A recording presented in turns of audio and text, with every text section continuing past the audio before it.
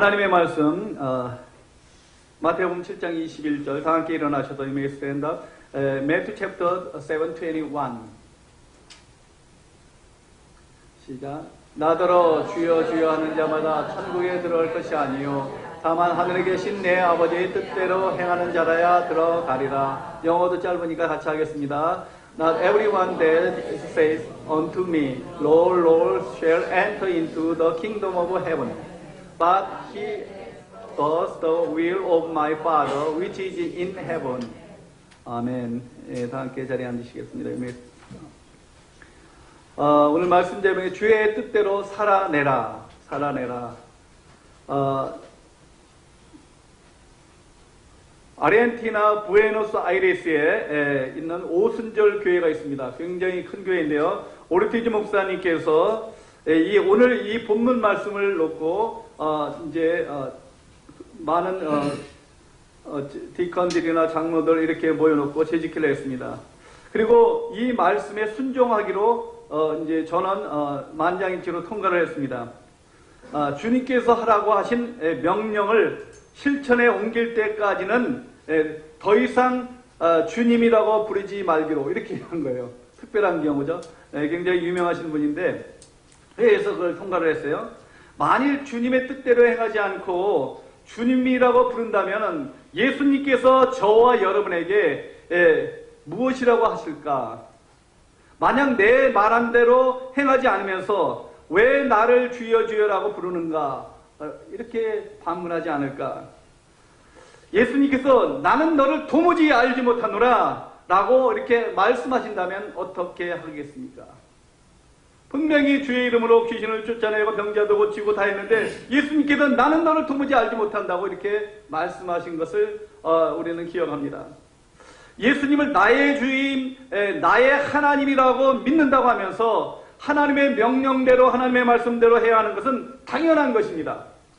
정말 크리스찬이라면 나의 삶의 주인이 되어서 주님이 예수님께서 명령하신 그대로 우리는 행할 때까지는 주님을 부르지 않는 것이 당연한 거예요. 그 오순절 교회에서 주님이라고 이렇게 말할 수 없었어요. 그래서 대신에 예수님의 다른 이름, 반석이고 생수시고 그분은 지존자시고 영원하신 분 이런 식으로 표현을 했어요. 얘기하려면 그런 얘기가 나오게 되면은요. 그러면서 그 교회가 많은 변화를 일으켰어요. 그러나 주님이라는 말은 나의 주인, 나의 소유주를 의미하기 때문에 주인이 시키는 대로 하지 않으면은 벌써 주인이 아닙니다. 아니면은 주인을 무시하거나 주인을 모르기 때문에 그러는 것입니다. 그렇다면은 주님이라고 부를 수 없는 거죠. 이것은 내 가장 중요한 신앙생활에서 가장 중요한 포인트입니다. 예수님이 자신의 진정한 주인인지 아니면 형식적이고 이기적으로 찾는 존재인지 확인을 위해서 우리는 내 자신을 한번 깊이 생각해 봐야 합니다. 주님의 명령을 실행하지 않고 우리가 그분의 이름을 주님을 부른다면은 그것은 자기 자신을 속이는 일이 됩니다. 말씀을 보면은요, 선포와 가르침이 있습니다. 선포와 가르침. 우리는 이 두 단어를 분명히 구분하고 알아야 합니다. 주님이 나의 주인이라고 그 말대로 행하기 위해서는요. 선포는 구원받기 전에 침례를 받기 전에 선포하는 거고요. 만남의 가르침은 우리는 이렇게 가르친다고 그러는데 이 가르침의 원래 의미는 구원받고 침례받은 후에 하는 거예요. 가르침은요. 마태복음 28장 19절 20절에 보면은 너희는 가서 모든 족속으로 제자를 삼아 아버지 아들과 성령의 이름으로 침례를 주고 내가 너에게 분부한 모든 것을 가르쳐 지키게 하라 이렇게 말씀하고 있거든요. 가르쳐 지켜라. 선포는 어떤 사실을 알리기 위한 것입니다. 선포는요. 선포는. 그러나 가르침은 연설이 아니고 그거는 설명이 아니고 명령이라는 거예요. 명령은 지켜야 된다는 거예요. 들어야 된다는 거예요. 다시 말하면 사실이 선포되고 그 사실을 믿는 사람들은 그 믿음을 따라서 살아야 된다는 것입니다.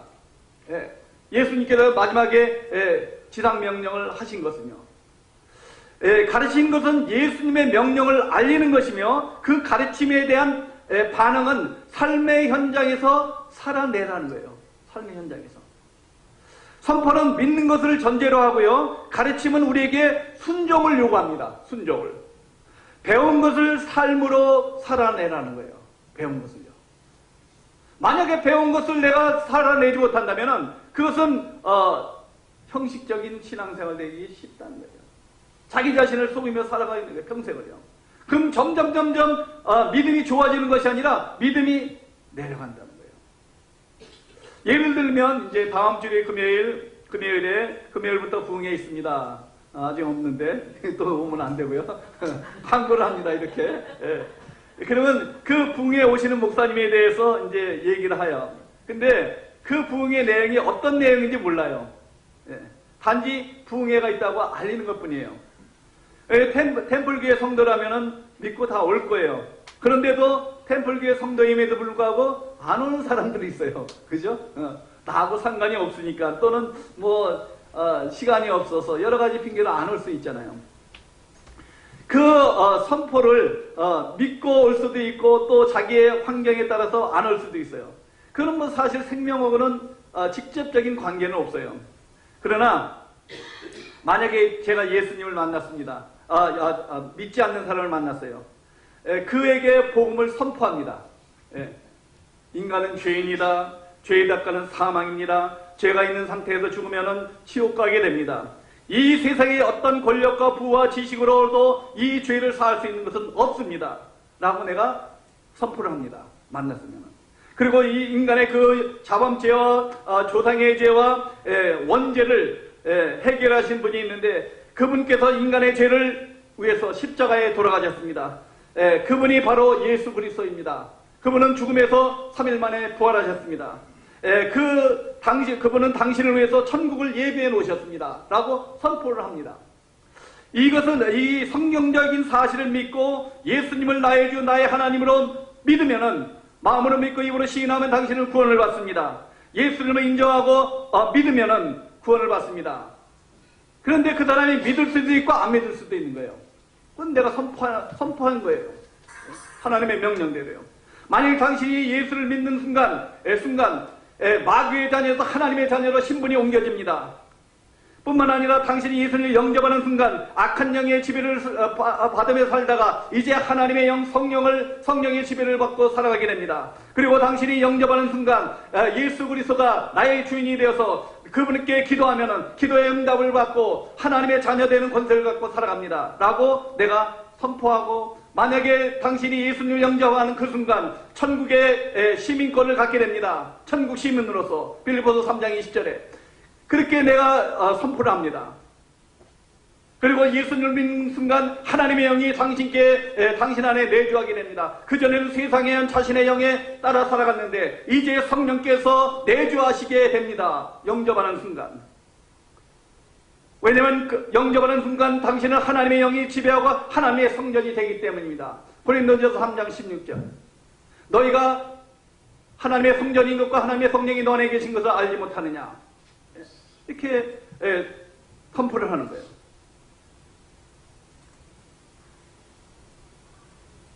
그 사실을 선포하는 거예요. 팩트를. 그걸 믿으면 예수님의 자녀가 되고, 그렇지 않으면 그대로 세상의 자녀, 마귀의 자녀가 되어 살아갑니다. 우리 한번 고린도전서 나왔으니까 한번 읽어보겠습니다. 너희가 하나님의 성전인 것과 하나님의 성령이 너희 안에 거시는 걸 알지 못하느냐. 누구든지 하나님의 성전을 더럽히면 하나님이 그 사람을 멸하시리라. 하나님의 성령은 거룩하니 너희도 거룩하니라. 이것은 굉장히 중요한 말씀이에요. 사실이요. 내가 하나님의 성전이다. 내 안에 성령이 거하신다. 이거 하나만 갖고도요, 평생을 우리가 세상에 지지 않고 살아갈 수 있습니다. 내가 하나님의 성전인데 내 안에 성령께서 계시는데 무엇이 문제이겠습니까? 그리고 그분은 예수 그리스도는 지금도 나를 위해서, 믿는 자들을 위해서 간구하고 계신다는 거예요. 성령께서는 말할 수 없는 탄식을 나를 위해서 지금도 간구하고 계신다는 거예요.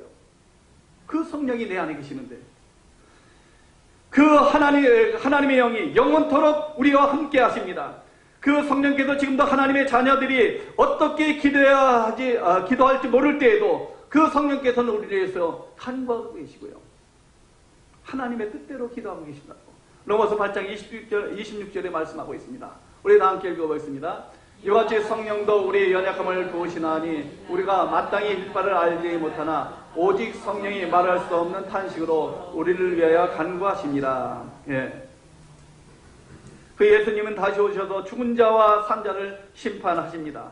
성경을 말씀합니다. 선포하는 거예요. 이거는요, 이 세상에 배운 자나 못 배운 자나, 부한 자나 가난한 자나, 권세 있는 자나 없는 자나, 나이가 많거나 적거나 누구든지 다 한 번 죽게 되어 있습니다. 그 후에 심판이 있다고 성경은 분명히 말씀하고 있습니다. 지금 예수님을 영접하면 그 심판을 면하게 되고, 그렇지 않으면 영원한 심판에 처하게 됩니다. 이 내용은요, 진리이기 때문에 선포하는 거예요. 자신 있게 하는 거예요. 그래서 예수 믿는 사람이요, 왜 설명하는 것이 아니에요. 그냥 있는 사실을 그대로 선포하는 거예요. 이 복음의 내용은 다만 선포할 뿐이지 사실 그대로 받아들이면 되고, 그렇지 아니하면은 하나님의 자녀가 되지 않는 거예요. 마귀의 자녀로 살아가게 되는 겁니다. 예를 들면 성경에 하나님은 사랑이십니다. 내 이웃을 내 몸같이 사랑해야 합니다. 원수를 사랑해야 합니다. 하나님을 사랑한 자, 그 뜻대로 부르심을 입는 자들에게는 모든 것이 합력하여 선을 이룹니다. 이것은요, 사실이기 때문에 선포하는 거예요. 그것은 설명할 수가 있는 게 아니에요. 설명할 수 있는 게 아니에요.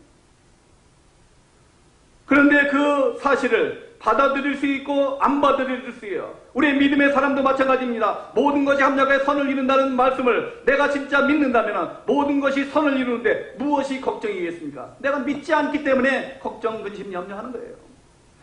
그렇잖아요. 그것을 믿을 수도 있고 안 믿을 수도 있어요. 선포하는 거는요. 제가 이 사실에 대해서 몇 번 말씀을 드렸어요. 지난주 아침 성경 공부도 말씀드렸는데, 신앙생활하는데 3F가 굉장히 중요하다고 말씀드렸습니다. 첫 번째 F는 팩트입니다. 두 번째 F는 faith입니다. 세 번째 F는 feeling입니다. 팩트, 페이스, 필링이, 이게 믿음이 하나가 돼야 돼요. 성삼이 하나님이 하나인 것처럼. 분리될 수도 없고 나눌 수도 없는 거예요, 사실이요. 그런데 팩트, 페이스, 필링 중에 페이스나 필링 없어도 팩트만으로도 역사하고 팩트만으로도 갈 수가 있는 거예요. 기관차로 비유한다면 팩트는 기관차고, 두 개 페이스 필링은요, 그거는 화물칸이나 마찬가지예요. 이와 같이 팩트는 변함이 없이 중요한 것입니다. 만약에 여러분이 이런 성경의 이 팩트를 믿고 영접하면 하나님의 자녀가 된 것입니다. 이 사실은 변치 않는 것입니다. 왜냐하면 하나님의 말씀이 어제나 오늘이나 영원토록 동일하시기 때문입니다. 여러분이 힐로라는 섬 아시는 분 계세요? 힐로.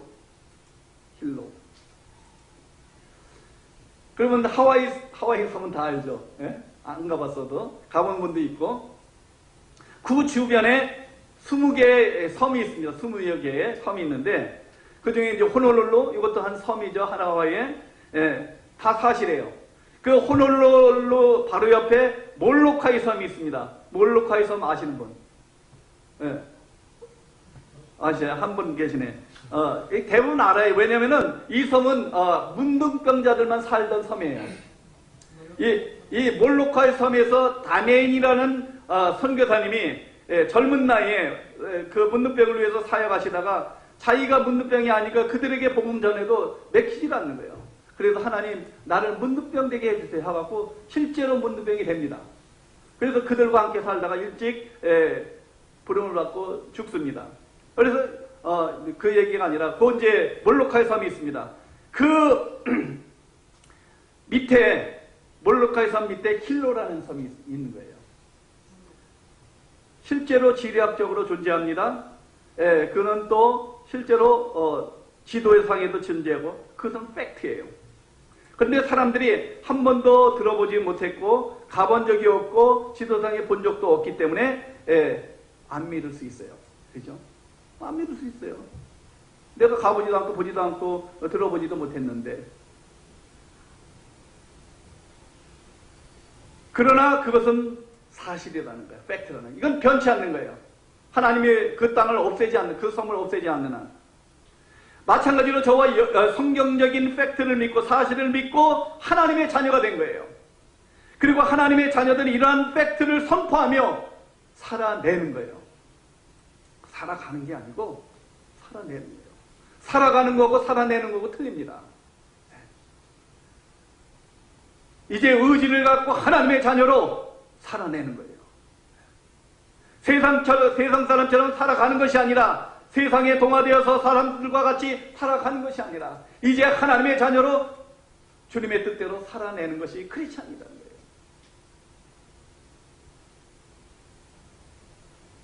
하나님의 말씀은 한 구절이라도 진실로 믿으면 그 한 구절 갖고 역사합니다. 이거 다 알 필요는 없어요. 물론 많이 알면 좋지만 하나님의 말씀 한 구절만 갖고 인생을 살아가며 승리할 수 있어요. 그거 하나 때문에 한 구절 때문에 사람이 변화되고 세상을 변화시키는 사람들 많습니다. 어떤 한 사람이 기찻길에서 자살을 하려고 했습니다. 그런데 종이쪽지 하나를 보게 됩니다. 거기에 뭐라고 썼냐면 수고하고 무거운 짐진 자들아 다 내게 오라. 내가 너희를 쉬게 하리라. 마태복음 11장 28절에 말씀이 써 있는 거예요. 이 사람이 그 말씀을 듣고 정신이 버떡 드는 거예요. 그러면서 하나님의 사람이 됩니다. 수많은 사람들을 변화시키는 사람이 됩니다. 그 사람이 썬다시입니다. 내 이웃을 내 몸같이 사랑하는 말씀을 듣고 한 깡패가 있었는데 그 동네 사람들을 진짜 못 살게 굴었어요. 교회에다 막 창문도 깨고 근데 장로님 한 분이 이 말씀을 칭찬하면서 그 사람한테 누구도 가까이 갈 엄두를 못 내는데 이 장로님이 갑니다. 잘해줍니다. 마음의 문이 열립니다. 그 사랑으로 그 깡패가 예수를 믿게 됩니다. 그래서 그 시대에 유명한 부흥사가 됩니다. 김익두 목사입니다.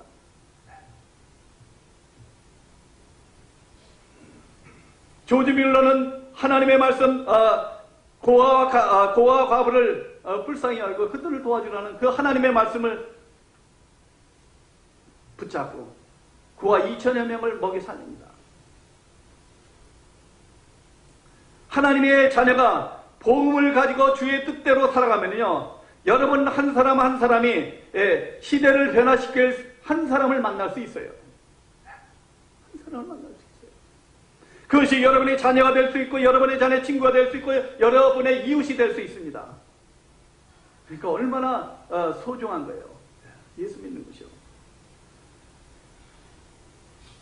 이 복은 창세로부터 예배되는 것입니다. 하나님의 언약입니다. 하나님의 수많은 언약이 있지만 이 하나님의 언약을 바로 알아야 돼요. 하나님의 그 중심 되신 분 예수 그리스도예요. 창세기 3장 15절에 여자 후손이 내 머리를 상하게 할 것이다. 뱀의 머리를 상하게 할 것이라 했어요. 너는 그의 발꿈치를 상하게 할 것이다. 하나님께서 벌써 예비하셨어요. 복음을요. 피의 복음을요. 아브라함과 이삭은 이 수양 사건을 통해서 피의 예수 그리스도의 피의 언약을 기억하게 하셨어요. 요셉은 어떤 상황에서도 하나님이 함께하는 것을 알았어요. 예수 그리스도 때문에. 그래서 이사야 7장 14절에는 그러므로 주께서 친히 징조로 너에게 주실 것이라. 보라 처녀가 잉태하여 아들을 낳으리라. 이 피 언약은 끊임없이 흘러나요. 근데 그것이 점점 희미하게 만들어요. 사단은요. 이 피 언약을. 아침에 성경 공부도 얘기했는데 굉장히 중요한 거예요. 그 이름이 임마누엘이 하리라. 그것이 마태복음 1장에 성취되고 마가 누가 요한에. 여러분 다윗처럼 환난 고난 역경 당한 사람 찾아보기 어렵습니다. 그런데 그는 전능하신 하나님을 전적으로 믿고 살았습니다. 그는 하나님의 언약을 알았던 사람입니다. 주께서 생명의 길을 보이실 것이라고 그는 고백합니다. 그 생명의 길 예수 그리스도를 그는 확신했던 것이에요. 다윗은 주 앞에 기쁨이 충만하고 주의 우편에 영원한 즐거움이 있다고 고백하는 거예요. 그것 때문에, 다른 것 때문에 아니라 그것 때문에. 환경은 죽을 환경이요, 쫓기는 환경이요, 자녀들에게 배반하는 환경이요, 자녀들이 죽이려고 하는 환경이요. 그런 환경이 있는 사람이 누가 있겠어요? 그럼에도 불구하고 그는 주의 앞에는 기쁨이 충만하고 주의 우편은 영원한 즐거움이 있도다 라고 고백하는 거예요. 이게 언약을 가진 사람, 하나님의 언약을 가진 사람, 하나님의 자녀되는 권세를 갖고 누리는 사람들이요. 우리 한번 읽어보겠습니다. 시편 16편 11절. 주께서 생명의 길로 내게 보이시리니 주의 앞에는 기쁨이 충만하고 주의 옆에는 영원한 즐거움이 있나이다. 다윗이 고백입니다. 편할 때 하는 고백이 아니에요. 바울은 부활하신 예수 그리스도를 만나고 그가 당한 고통과 환난과 역겨운 죽음까지도 택하며 주님의 말씀을 살아냈던 사람이 바울입니다. 예수님은 창세기부터 하신 말씀, 하나님의 언약을 성취하십니다. 크리스찬은 하나님의 많은 언약이 있지만 이 언약을 꼭 붙들어야 돼요. 피의 언약. 예수 그리스도 피의 언약을 붙들어야 됩니다. 마태복음 1장 1절에 보면 아브라함과 다윗의 자손 예수 그리스도의 세계라 라고 말씀합니다. 창세기부터 시작된 그 언약이, 그래서 성경도 보면 이 언약 가운데 성경이 흐르고 있는 것을 우리 봐야 돼. 읽을 때도요. 뭐 난해 구절이니 뭐 이런 구절이니 하면서 할 거 없어요. 뭐 신학자도 난해 구절이라는데 우리가 그걸 뭐 해석해서 뭐 하겠어요. 그냥 그대로 믿으면 되는 거예요. 하나님의 말씀대로요. 그 언약이 마태복음 1장 23절 25절에 보라 처녀가 잉태의 아들을 낳으리니 그 이름을 임마누엘이라 하리라. 우리 한번 읽어보겠습니다. 보라 처녀가 잉태하여 아들을 낳을 것이요 그 이름은 임마누엘이라 하리라 하셨으니 이를 번역한즉 하나님이 우리와 함께 계시다 함이라. 아들을 낳기까지 동짓지 아니하더니 나으니 그 이름을 예수라 하니라. 예수. 예수 뜻이 뭐예요? 구원자라는 뜻이에요. 구원자. 죄와 사망의 법에서 우리를 해방하였다고 했어요. 죄와 사망에서 구원하신 거예요. 로마서 8장 2절에. 하나님의 언약을 붙잡고 주님 뜻대로 살아내는 삶이 되어야 된다는 거예요. 우리는요. 내 뜻대로가 아니라 예수를 믿으면서 다른 거 붙잡고 열심히 정직하게 바르게 살아도요, 결국 허무와 죽음입니다. 예수 믿어도요, 바른 언약을 붙들고 살아야 돼요. 하나님의 언약 성취를 이루신 예수 그리스도, 이 언약을 붙잡고 주의 뜻대로 살아내는 저와 여러분이 되기를 간절히 바랍니다.